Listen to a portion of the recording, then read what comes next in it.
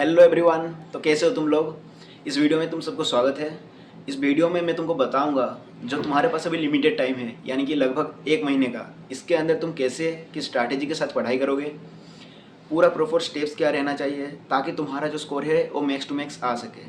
मैंने खुद अचीव किया है। मैं 2025 NCET का टॉपर रहा हूँ, तो मैं तुमको बताऊँगा इस वीडियो में कि कैसे तुम इस 30 डेज़ को पूरा प्रॉपरली यूटिलाइज कर सको। ठीक है, मैंने कुछ चीज़ें नोट डाउन करके इधर रखा है। ये चीज़ें तुमको थोड़ा सा बताऊंगा। मैं बस पॉइंट्स लिख कर आया हूँ, है ना। और उस पॉइंट को प्रॉपरली मैंने कैसे इम्प्लीमेंट किया था ये तुमको डिटेल में बताने वाला हूँ। सिलेबस देखो, सिलेबस तुमको वेबसाइट से मिल जाएगा। वेबसाइट से सिलेबस को डाउनलोड करो।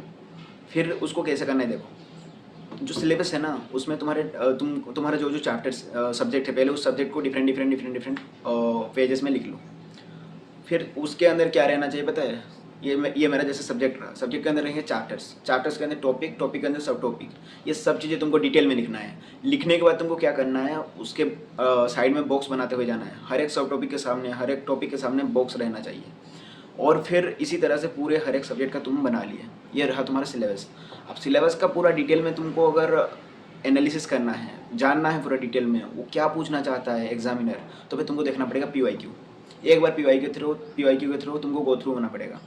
तुम PYQ देख लो, मैक्स टू मैक्स 2024 2025 देखो। 2023 उतना रिलेवेंट नहीं रहेगा क्योंकि सिलेबस वगैरह चेंज हुआ था। तो तुम 2 साल का अगर देख लोगे तो तुमको अंदाजा लगेगा हाँ इस पैटर्न में क्वेश्चन आ रहे हैं, जो कि मैंने भी किया था।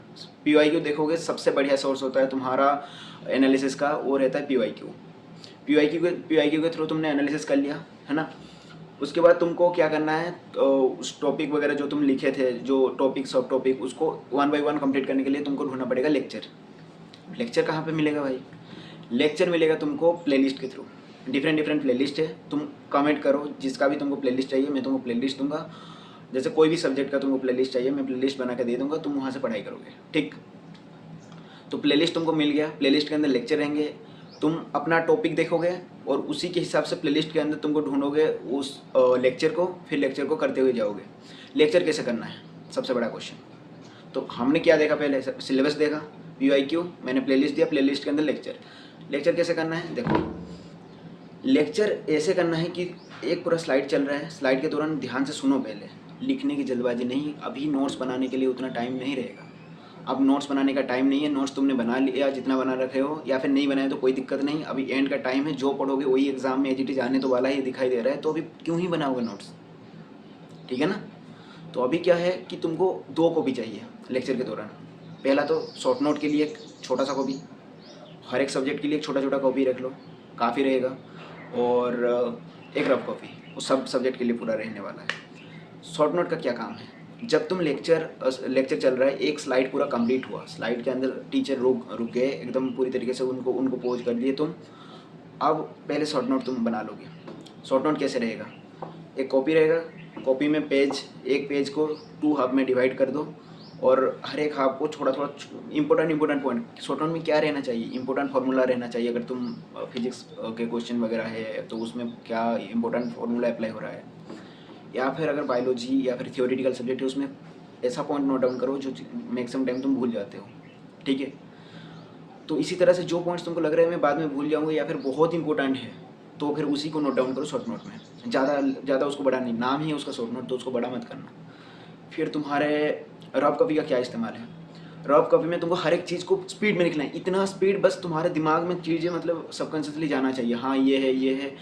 मतलब देखो, रफ कॉपी का फ़ायदा क्या होता है, अगर तुम किसी चीज़ को एक बार भी लिखे होते हैं ना, तो एग्जाम हॉल में अगर क्वेश्चन आता है तो तुम्हारा दिमाग फट से क्लिक करता है, क्योंकि तुमको यहाँ पर रटना नहीं है, चीज़ों को याद करके नहीं जाना। ये कोई थ्योरेटिकल पेपर नहीं है, उधर जाकर तुमको एक एक करके बना के लिखना नहीं है ना, कि ये बुक में लाइन लिखा था इसको मैं डिटेल ऐसे लिखूंगा, ऐसा नहीं है। तुमको क्या करना है, बस पहचानना है कि कौन सा ऑप्शन करेक्ट है, कौन सा ऑप्शन इनकरेक्ट है, बस इतना पहचानना है डिटेल में। तो अगर तुम एक बार लिख भी लोगे ना, तो एग्जाम हॉल में कहीं ना कहीं क्लिक हो जाता है आंसर, ठीक। तो दोनों का मैंने काम बता दिया, एक रहेगा तुम्हारा शॉर्ट नोट, एक रहेगा रफ कॉपी। तो इसमें तुम्हारा हो गया लेक्चर, और उसमें कॉपी वगैरह का बात मैंने कर लिया। फिर क्या हुआ, नेक्स्ट क्लास से जाने से पहले तुमको क्या करना पड़ेगा, सबसे पहले तुमको जो तुम्हारा रफ कॉपी है ना, उसका कोई काम नहीं रहेगा। उसमें मेन जो काम रहेगा वो रहेगा शॉर्ट नोट का। शॉर्ट नोट को एक बार रिवाइज कर लो, रिवाइज इन द सेंस बस अब हल्लुक करोगे हो जाएगा, क्योंकि उसके एक दिन पहले ही तुम पढ़े थे।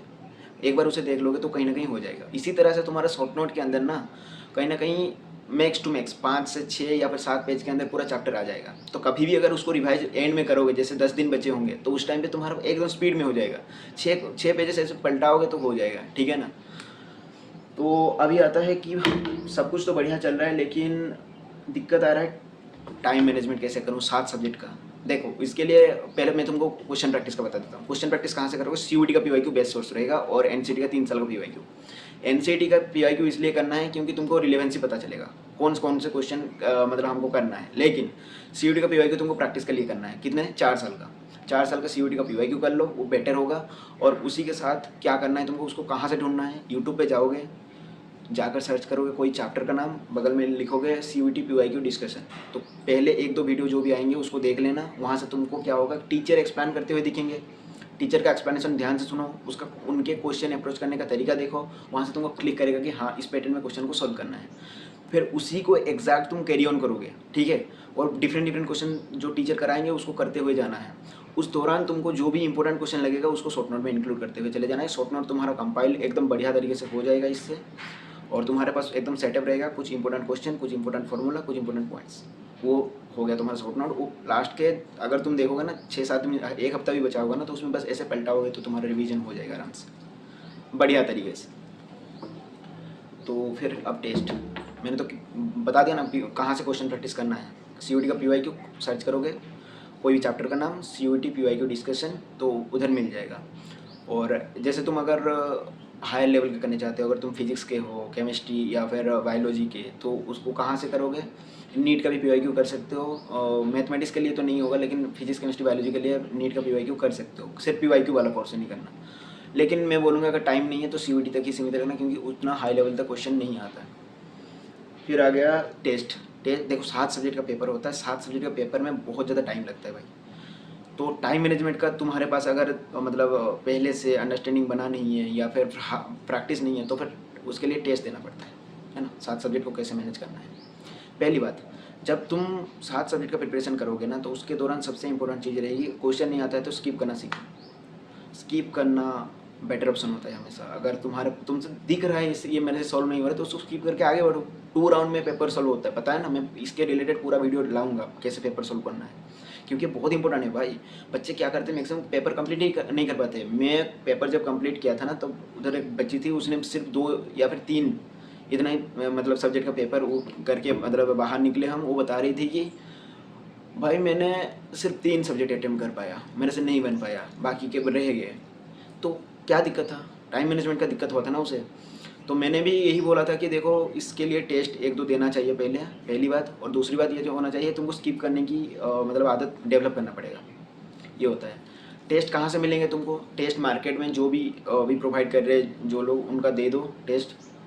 अगर तुमको मिल जाए तो बढ़िया, नहीं तो मैं ढूंढ के टेलीग्राम पे अपलोड करने की कोशिश करूँगा। मैं खुद से भी 2 टेस्ट मतलब जो मॉक टेस्ट होता है ना, पूरा सिलेबस रहेगा उसमें, ह्यूमैनिटी वालों के लिए और जो साइंस बैकग्राउंड वालों के लिए लाने की कोशिश कर रहा हूँ।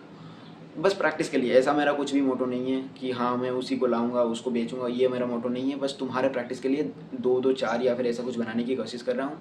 और मैं कंफर्मेशन नहीं दे पा रहा हूँ क्योंकि मेरे पास अभी बहुत सारे चीज़ें हैं डिलीवर करने के लिए। मुझे टीचिंग एप्टीट्यूड वगैरह भी पढ़ाना है यूट्यूब पे फ्री में। तो ठीक है, इतना रही बात। मैंने पूरा फिर से मैं इसको समराइज़ कर रहा हूँ। पहली बात, सिलेबस को ध्यान से लिखोगे, टॉपिक वाइज लिख दोगे एक कॉपी में, उसके बगल में बॉक्स बना लोगे। फिर उसका पीवाईक्यू देखोगे, पीवाईक्यू और डिटेल में एनालिसिस कर लोगे, तो वहाँ से तुमको अंदाजा लग जाएगा कौन सा कितना रिलेवेंट है कौन सा टॉपिक। फिर प्लेलिस्ट लेक्चर में जैसे तुम्हारा कंप्लीट होगा एक स्लाइड, उसके बाद उसको जल्दी से तुम रफ और जो शॉर्ट नोट में कैसे क्या करना है मैंने बता दिया था। रफ में क्या करना है, जल्दी लिखना है ताकि सबकॉन्शियस माइंड में चीज़ें चले जाए। और क्या हुआ, शॉर्ट नोट में इंपॉर्टेंट फार्मूला और वही चीज़ जो तुम बार बार तुमको लगता है कि तुम भूल जाओगे उसको नोट डाउन करना है, ठीक। और उसके बाद तुम क्या करोगे, क्वेश्चन प्रैक्टिस करोगे। सीयूटी के पीवाईक्यू बेटर होता है, और जो साइंस बैकग्राउंड के हो अपना जेई मेन या फिर जो नीट के पीवाईक्यू फिजिक्स और केमिस्ट्री के लिए कर सकते हो, और मैथमेटिक्स के लिए जेई मेन के पीवाईक्यू। लेकिन उतना लेवल तक आता नहीं है। मैथमेटिक्स जनरली आता है आर्टिसन में से एक लेवल नीचे लेवल का, तो उतना भी करोगे तो ठीक है। नेक्स्ट क्लास जाने से पहले थोड़ा रिवीजन कर लेना शॉर्ट नोट का।